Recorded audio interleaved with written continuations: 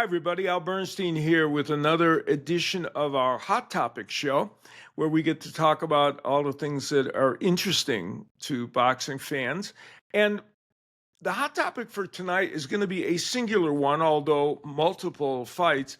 And it's going to have to do with the card on July 11th, this coming Friday, that features Amanda Serrano and Katie Taylor in the main event in their fantastic title unification matchup that is at the top of an all-woman card that is nothing short of spectacular. Now, July is a month that's going to feature many excellent women. This card, and then on July 26th, Claressa Shields taking on Landy Daniels, and underneath that fight are two or three more women's matches that are terrific. And in a future Hot Topics coming up next week, we're going to talk about that card and the results of this one and put together a show that explains just how remarkable this month is for women's boxing. But right now, I'll focus in on the July 11th matches because they're coming up, and they will be fascinating. Now, you can see them on Netflix. So if you are a subscriber to Netflix, you can just click on there and watch it. And hopefully nothing happens with the stream. Once in a while, when they get large audiences for these live events, the stream is affected, whether it was the NFL or previous boxing things. But we're keeping our fingers crossed that they'll be able to deal with that. And I think there will be many viewers to this, as there should be. This is a night of boxing with 5 title unification matches.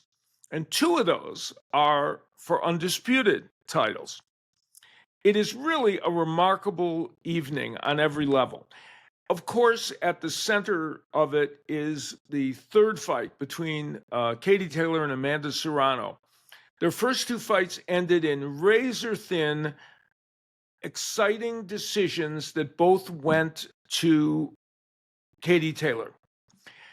The results of that created controversy because the fights were very close, especially the second fight. A lot of Amanda Serrano's fans, and her specifically, certainly felt that she won that fight, and they feel at the very least this series should be 1-1.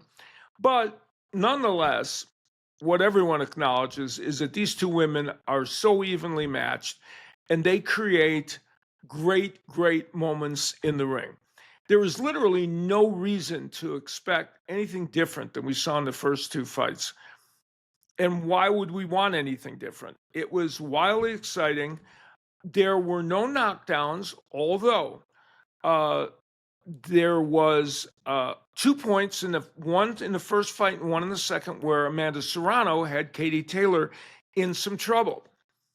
And on a separate show here that I had with Sean Porter, our Big Time Boxing show, he made the point, and I think it's a very interesting point, that this all may hinge on whether one of those fighters can get a knockdown of the other, which would, of course, add a point, plus maybe change the tenor of the fight. And if you're going to look for a fighter to do that, based on the previous performance, it might be Taylor. But you never know. Or it might be Serrano, excuse me. But you never know. So we'll look for that. And the great thing about this matchup is it once again will focus the attention of the world on women's boxing, which I think is fantastic and has produced so many great fights in the last 5 or 6 years with all the women that are top champions fighting each other. And this whole card demonstrates that, because I mentioned 5 title unification matches, 2 undisputed. I'm going to focus more on several of them in more detail. One of them underneath the card is Ellie Scotney, who is a very talented British fighter, who is a champion, and taking on another champion, Yamileth Mercado, a Mexican fighter who has one version of the championship, and Scottney has the rest. And Mercado is a very excellent fighter. She has had 6 straight wins since the loss she had to Amanda Serrano, which was by decision. And she's had 5 defenses of her title. This is the second time she won the title. And she's a really good fighter. Ellie Scotney is a rising star in boxing. She has shown improvement in every single fight, and her last fight against Mia Motu was a very impressive win. Motu was undefeated and, came into that fight with all kinds of momentum. And Scottney was able to not just beat her, but really control that fight much more than I think anyone would have thought. She took a fight that we thought could have been almost a 50-50 fight and really controlled it, and she was very impressive in it. Mercado will bring a serious challenge to her. Make no mistake about this. And that one is potentially a really, really good fight on this card. Also on the card, another fight that merits attention for so many reasons. Savannah Marshall, 34-year-old from Great Britain, who in 2022 had a Fight of the Year candidate fight with Claressa Shields, in which she lost in a very exciting give-and-take battle, and demonstrated quite clearly in that fight how good she was, and then after that would win a world title by beating Franchon Cruz-Dezurn by decision. And then she's had a 2-year layoff from the sport. So she's coming into the fight against Shadasia Green on this Friday off a 2-year layoff. Now, in that time, she did compete in one mixed martial arts event, but only one. So she did have one training camp and one competition, but as far as boxing, it's a 2-year layoff. So that's a factor, certainly, in this fight. As for Shadasia Green, she was a knockout machine for the first portion of her career, and knocking out just about everybody. But then in the last 4 fights, as she stepped up in competition, she has not had a knockout. She has not had a knockout win. She, in her first championship effort to try and get a championship, she lost to Cruz-Dezurn, previously mentioned, by decision. And in her last fight, she won the title against Melinda Watpool by a split decision. So Shadasia Green, a powerful puncher, as is Savannah Marshall, has not shown that power in recent fights. Marshall is a big betting favorite in this fight. And in terms of her offensive variety of attack, it's much more diverse than Shadasia Green. And Green has struggled in recent fights in sustaining throughout a whole match.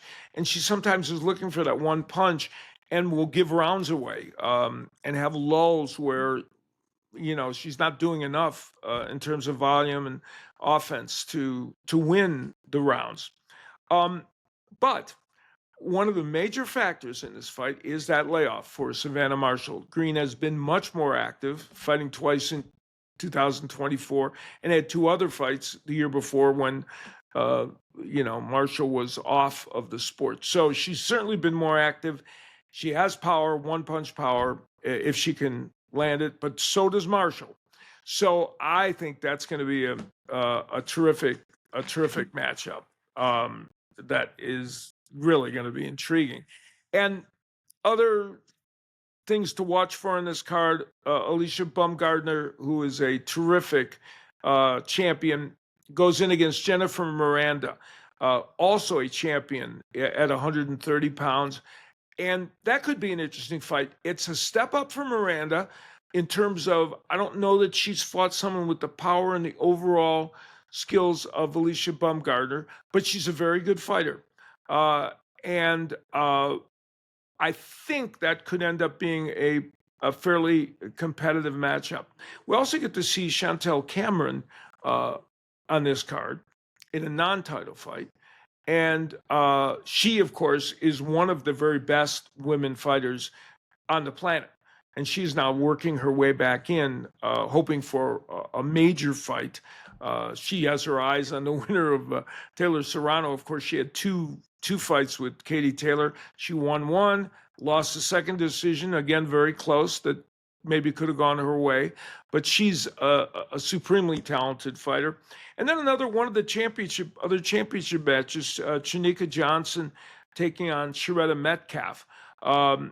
And that's a bantamweight title unification matchup.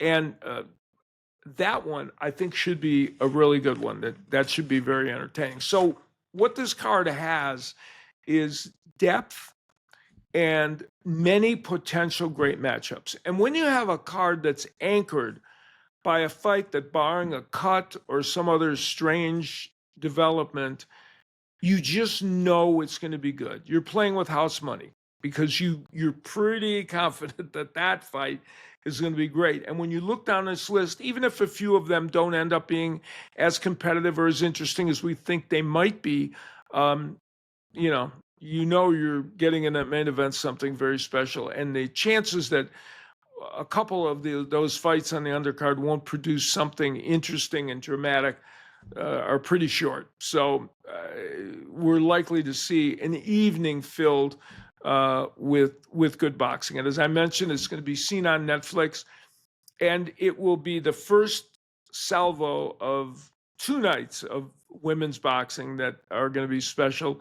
There again on July 26th, the Claressa Shields versus Landy Daniels card has some very good women's bouts on it, and on other shows we're going to detail that as well. So Friday, I hope you enjoy watching these great women perform. Women's boxing has taken so many steps forward in leaps and bounds in the last 6 or 7 years, and has gained a wide public interest and public acceptance. And hats off to all the women and everybody involved in women's boxing, all the women fighters and everyone else involved in the sport, for consistently making great matches in which the best women are fighting the best women. You cannot ask for more than that. Well, I hope you enjoyed this edition of Hot Topics. We'll see you next time.